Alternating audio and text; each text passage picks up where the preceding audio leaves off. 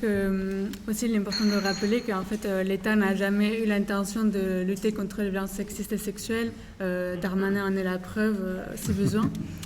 Et qu'en fait tout le combat des années 70 justement des féministes contre le viol a tout simplement été récupéré pour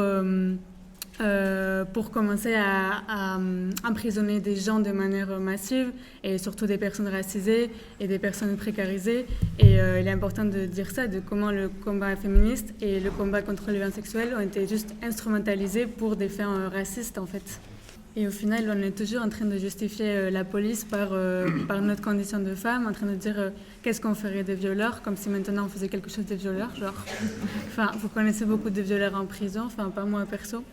Et on est toujours en train de nous mettre en fait dans une position passive, comme si on devait être sauvé, alors qu'en fait moi j'ai pas envie que quand je me fais agresser dans le métro, j'ai pas envie d'appeler la police, que la police vienne dans je sais pas combien de temps. J'ai envie de savoir comment casser des dents en fait. Enfin, j'ai envie de savoir me défendre toute seule jusqu'à ce que les mecs apprennent à ne pas nous agresser.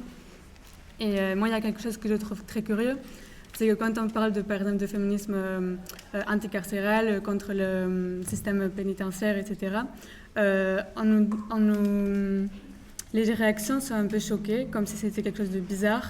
On nous demande en quelque sorte ok, tu es anticarcéral malgré ton féminisme, alors que moi c'est précisément parce que je suis féministe que je suis anticarcérale, parce que je suis féministe que je veux réfléchir à une société nouvelle et que je veux démanteler le patriarcat, le capitalisme, le racisme à la racine, et que je ne vois pas comment le patriarcat pourrait être éradiqué si je confie ma sécurité à un corps qui est profondément comme dit, masculinité toxique, qui est très viriliste et qui est juste l'exemple même du patriarcat. Et moi, en fait, ce qui me choque, c'est comment on peut être féministe et carcéral, et comment on peut être féministe et passer son temps à demander plus de thunes pour les flics.